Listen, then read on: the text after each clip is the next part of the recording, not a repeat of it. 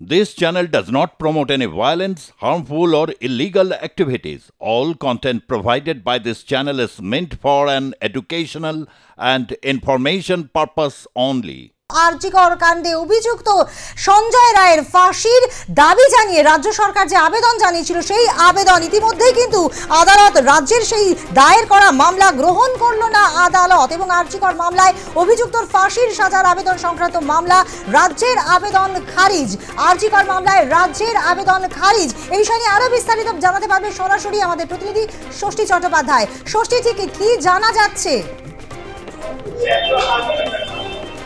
দেখো, অবশ্যই এই আরজিকর মেডিকেল কলেজ হাসপাতালে যে চিকিৎসককে ধর্ষণ এবং খুনের ঘটনায় রাজ্য সরকারের পক্ষ থেকে শিয়ালদা আদালতের যে রায়, অর্থাৎ অভিযুক্ত সঞ্জয় রায়কে যে যাবজ্জীবন এবং 50,000 টাকা জরিমানা করা হয়েছিল, সেই নির্দেশকে চ্যালেঞ্জ করে রাজ্য সরকার কলকাতা হাইকোর্টের দ্বারস্থ হয়েছিল এবং তারা জানিয়েছিল যে অবিলম্বে সঞ্জয় রায়ের ফাঁসির দাবি করেই মূলত তারা কলকাতা হাইকোর্টে আবেদন জানায়।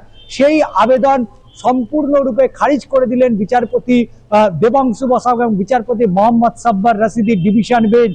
এবং শুধু তাই নয়, সিবিআইয়ের যে আবেদন সেই আবেদন কিন্তু মঞ্জুর হয়ে গেল। অর্থাৎ দুটি পৃথক মামলা হয়েছিল আরজিকরের এই ঘটনার পরিপ্রেক্ষিতে গত 18ই জানুয়ারি শিয়ালদা আদালত নির্দেশ দিয়েছিল অভিযুক্ত সঞ্জয় রায়কে 50,000 টাকা জরিমানা এবং তার পাশাপাশি যাবজ্জীবন কারাবাস। সেই নির্দেশকে দেওয়ার পরেই রাজ্য সরকার তড়িঘড়ি তারা কলকাতা হাইকোর্টে দ্বারস্থ হয় এবং তারা দাবি জানিয়েছিল যে সঞ্জয় রায়ের যাতে ফাঁসি হয় এই মর্মেই যাতে বিচার প্রক্রিয়া আদালতে রাজ্যের উচ্চ আদালতে যাতে শুনানি হয়। এরপরেই আমরা দেখেছি যে সিবিআই তারাও মামলা দায়ের করলো, তারাও ঠিক একই প্লেয়ার নিয়ে তারাও মামলা দায়ের করলো। কিন্তু প্রশ্ন তুলেছিল তৎকাল সেই সময় কলকাতা হাইকোর্টের বিচারপতি দেবাংশু বসাকের ডিভিশন বেঞ্চ যে রাজ্য সরকারের এই মামলায় আদৌ তাদের এখতিয়ার রয়েছে কিনা। যদিও পরবর্তী সময় সিবিআইয়ের যে করা মামলা সেইখানে বারংবার সিবিআই বলার চেষ্টা করেছে যে যখন কলকাতা হাইকোর্টের প্রধান বিচারপতি এই মামলায় সিবিআই তদন্তের নির্দেশ দিয়েছিল তখন থেকেই সিবিআই তারা এসআইটির কাছ থেকে অর্থাৎ কলকাতা পুলিশের কাছ থেকে সমস্ত নথি নিয়ে তারা পৃথক একটা আরসি কেস দায়ের করে তারা মামলার তদন্ত শুরু করে এবং সর্বোপরি তারা এই মামলায় চার্জশিট পর্যন্ত দিয়েছে। এবং শিয়ালদা আদালতের যে বিচার প্রক্রিয়া হয়েছে, যে চার্জ ফ্রেমে অর্থাৎ যে সেকশন যে ধারার উপরে ভারতীয় ন্যায় সংহতির যে ধারা, সেই ধারার উপরে যে বিচার প্রক্রিয়া হয়েছে সেই বিচার প্রক্রিয়াতে সিবিআই তারা শুরু থেকেই কিন্তু সেই মামলায় অংশগ্রহণ করেছিল এবং তারপরে এক্ষেত্রে রাজ্য সরকারের কোনো রকম কোনো ভূমিকা নেই। তাহলে রাজ্য সরকার কিভাবে এই মামলায় অভিযুক্ত সঞ্জয় রায়ের ফাঁসির দাবি করে কলকাতা হাইকোর্টে দ্বারস্থ হতে পারে? ফলে তাদের মামলার গ্রহণযোগ্যতা নিয়ে প্রশ্ন তুলেছিলেন অতিরিক্ত সলিসিটর জেনারেল।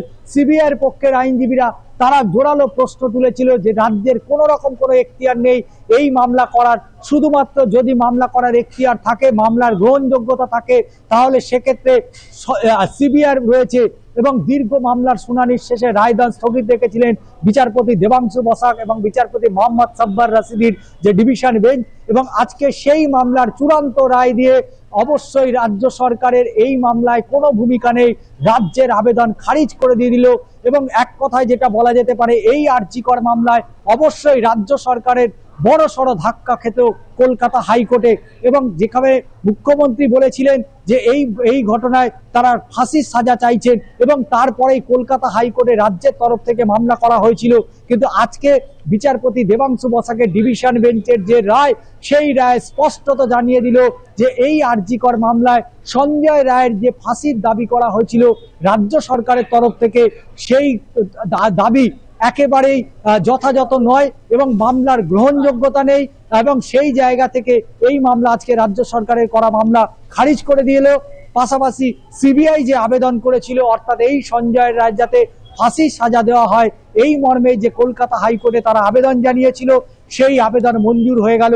এখন দেখার বিষয় এই মামলা কবে থেকে শুনানি গ্রহণ করবেন বিচারপতি দেবাংশু বসাক এবং বিচারপতি মোহাম্মদ সাব্বার রাশিদি। তবে যেটা মনে করা হচ্ছে সঙ্গে থাকো, এই মুহূর্তে আমরা আইনজীবী বিকাশ রঞ্জন ভট্টাচার্যের সঙ্গে একটু কথা বলে নেব।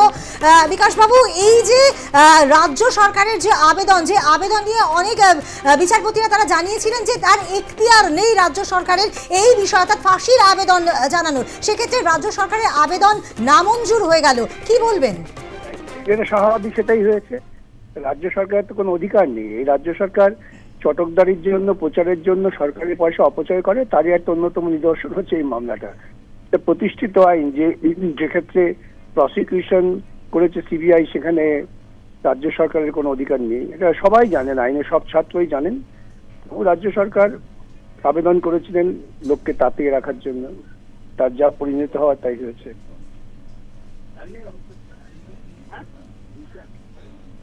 ধন্যবাদ। আমরা কথা বলছিলাম আইনজীবী বিকাশ রঞ্জন ভট্টাচার্যের সঙ্গে, এবং আরজিকর মামলায় রাজ্যের আবেদন খারিজ হয়ে গেল। সঞ্জয়ের ফাঁসির আবেদন আদালতের দ্বারস্থ হয় রাজ্য, এবং রাজ্যের দায়ের করা মামলা গ্রহণ করল না আদালত। এই মামলা করার অধিকার রয়েছে শুধুমাত্র তদন্তকারী সংস্থার। আমরা আবারও চলে যাবো আমাদের প্রতিনিধি ষষ্ঠী চট্টোপাধ্যায়ের কাছে। ষষ্ঠী, যেমনটা তুমি বলছিলে, একদিকে যখন বিচারপতি দেবাংশু বসাকের ডিভিশন বেঞ্চ এই মামলায় রাজ্য সরকারের আবেদন যেমন খারিজ করে দিয়েছে, তার পাশাপাশি আরো একটি বিষয় তোমাকে জানিয়ে রাখবো যে ইতিমধ্যেই কিন্তু সকাল 10:30 থেকে আরো একটি মামলা, এই আরজিকর মামলা, যেখানে বড়সড় দুর্নীতির অভিযোগ এনেছিল প্রাক্তন ডেপুটি সুপার আখতার আলী, এবং আরজিকর মামলায় এই যে বড়সড় দিনের পর দিন সেখানে দুর্নীতির ঘটনা ঘটেছে, এবং সেই দুর্নীতির সাথে সরাসরি যুক্ত ছিল এই মেডিকেল কলেজে, আরজিকর মেডিকেল কলেজ হাসপাতালে প্রাক্তন অধ্যক্ষ সন্দীপ ঘোষ। তাদের যে মামলা, সেই মামলা বিচারপতি জয়মাল্য বাগচি এবং বিচারপতি শুভেন্দু সামন্ত ডিভিশন বেঞ্চে ইতিমধ্যেই কিন্তু শুরু হয়ে গিয়েছে। অর্থাৎ জোড়া মামলা, একদিকে কলকাতা হাইকোর্টে দুটো পৃথক ডিভিশন বেঞ্চে কিন্তু এই আরজিকর মামলার শুনানি শুরু হচ্ছে, এবং একদিকে যখন রাজ্যের আবেদন খারিজ হয়ে গেছে, তার পাশাপাশি এখন দেখার বিষয় যে এই সন্দীপ ঘোষ, তার পাশাপাশি আরো যারা 4 জন অভিযুক্ত রয়েছেন তাদের আবেদনকে মঞ্জুর করে কিনা। তার কারণ আলিপুর যে সিবিআই বিশেষ আদালতে ইতিমধ্যেই কিন্তু এই দুর্নীতি মামলায় যে চার্জ গঠন প্রক্রিয়া, সেই চার্জ গঠন প্রক্রিয়াকে কেন্দ্র করে বেশ খানিকটা ধোঁয়াশা তৈরি হয়েছে। তার কারণ সন্দীপ ঘোষ সহ অন্যান্য যারা অভিযুক্ত তারা ইতিমধ্যেই তারা কলকাতা হাইকোর্টে কখনো বিচারপতি তীর্থঙ্কর ঘোষ, কখনো প্রধান বিচারপতি ডিভিশন বেঞ্চ, এবং সর্বোপরি প্রধান বিচারপতি ডিভিশন বেঞ্চের নির্দেশে বিচারপতি জয়মাল্য বাগচি ডিভিশন বেঞ্চে মামলা। আমাদের সঙ্গে রয়েছে প্রদেশ কংগ্রেসের মুখপাত্র সৌম্য আইচ রায়। সৌম্যবাবু, আপনাকে স্বাগত জানাই। রাজ্যের আবেদন, অর্থাৎ সঞ্জয় রায়কে ফাঁসির আবেদন খারিজ করে দিল কলকাতা হাইকোর্ট, কি বলবেন? রাজ্য সরকার প্রথম থেকেই মানে বরের ঘরের পিসি আর কোণের ঘরের মাসি আর কি। রাজ্য সরকারের পুলিশ তথ্য প্রমাণ কলকাতা পুলিশ লোপাট করলো। অপরাধীদের একটা বড় অংশের অপরাধী যারা পেছনে আছে সঞ্জয় রায় সহ, তাদেরকে পর্দার পেছনে লুকিয়ে ফেললো, আর সেই কার্যত সেই পুরো ব্যবস্থাটাকেই শিলমোহর দিল হচ্ছে সিবিআই। আর এখন গিয়ে আদালতে ফাঁসির আবেদন করছেন, ভালো কথা, সঞ্জয় রায়ের ফাঁসি হওয়া উচিত, কিন্তু তার সাথে বাকি যারা পেছনে লুকিয়ে আছে বদান্যতায়, তাদের কবে ফাঁসি হবে বা শাস্তি হবে? যার এখতিয়ারই নেই রাজ্য সরকারের, যে জিনিসটা যে তদন্তকারী সংস্থা তারা চাইতে পারে, এবং তারা তথ্য প্রমাণ সঠিক দেয়নি বলেই আজকে রেয়ারেস্ট অফ দ্য রেয়ার মামলা করা গেল না, হলো না। রাজ্য সরকার এখন এই নাটক করছে, আদালতের থাপ্পড় খাচ্ছে। এটা পরিষ্কার যে তদন্তকারী সংস্থাই করতে পারে। রাজ্য সরকার কি জানা ছিল না? রাজ্য সরকারে এত বড় বড় উকিল মন্ত্রী শান্তি আছেন, তাদের কি আইন কম জানা, নাকি এটা মানুষকে শুধুমাত্র দেখাচ্ছেন? আসলে তারা চায় ব্যাপারটাকে গুলিয়ে দিতে, মানুষকে বিভ্রান্ত করতে। আসল অপরাধীরা পেছন থেকে হাসছে পর্দার অন্তরালে। ধন্যবাদ। আমরা কথা বলছিলাম কংগ্রেস মুখপাত্র সৌম্য আইচ রায়ের সঙ্গে। আমরা আবারও যোগাযোগ করব আমাদের প্রতিনিধি ষষ্ঠী চট্টোপাধ্যায়ের সঙ্গে। ষষ্ঠী, যে বিষয়টা বারবার করে উঠে আসছে, নির্যাতিতার পরিবারের তরফেও কিন্তু যে রায়, অর্থাৎ রাজ্য সরকার যেরকম চাইছিল যে একেবারে ফাঁসির সাজা, এবং সেটা যদিও নাকচ হয়ে গেল, কিন্তু তাতে করে রীতিমতো পরিবারের তরফে একটা অসন্তোষ ছিল, তারা চাইছিলেন না সেই বিষয়টা। দেখো, সিবিআইয়ের আবেদন মঞ্জুর হয়েছে বা হয় কেন হলো এ বিষয় নিয়ে নির্যাতিতার পরিবারের কিন্তু কোনো বক্তব্য থাকতে পারে না। তার কারণ আমি বলছি, যেহেতু একেবারে ঘটনার শুরু থেকে অর্থাৎ 8ই আগস্ট থেকে যদি আমরা পরপর যদি দেখতে থাকি, একের পর এক ঘটনা যেভাবে প্রকাশ্যে এসছে এবং তারপরে মামলার তদন্তভার যখন সিবিআইকে দেওয়া হয়েছিল, কলকাতা হাইকোর্টে একাধিক জনস্বার্থ মামলা হয়েছিল, সেই মামলায় সিবিআই তদন্তের নির্দেশ দেওয়ার মধ্যেই আমরা দেখলাম যে সুপ্রিম কোর্টের তৎকালীন প্রধান বিচারপতি ডিওয়াই চন্দ্রচূড় এই মামলাটি স্বতঃপ্রণোদিতভাবে গ্রহণ করলো এবং সুপ্রিম কোর্ট একের পর এক নির্দেশ দিল। সেই নির্দেশেও কিন্তু যেমন একদিকে আশাহত হয়েছিল নির্যাতিতার বাবা মা, এবং তার পাশাপাশি সিবিআই যখন প্রথম তারা চার্জশিট দিতে না পারায় এই মামলায় যারা অভিযুক্ত অর্থাৎ আরজি কর হাসপাতালের প্রাক্তন অধ্যক্ষ সন্দীপ ঘোষ এবং টালা থানার প্রাক্তন অফিসার ইনচার্জ অভিজিৎ মণ্ডলের জামিন হয়ে গেল শুধুমাত্র সিবিআইয়ের গাফিলতির কারণে। কারণ সিবিআই নির্দিষ্ট সময়ের মধ্যে তারা চার্জশিট দাখিল করতে পারেনি নিম্ন আদালতে, যে কারণে এই দুই অভিযুক্তের জামিন হয়ে গিয়েছিল।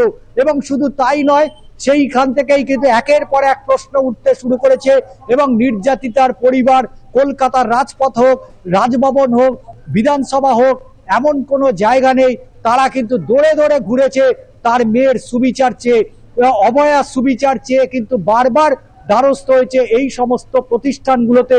এবং শুধু তাই নয়, সিবিআই যে তদন্ত করছে সেই তদন্ত নিয়ে একাধিক প্রশ্ন তুলেছে নির্যাতিতার পরিবার।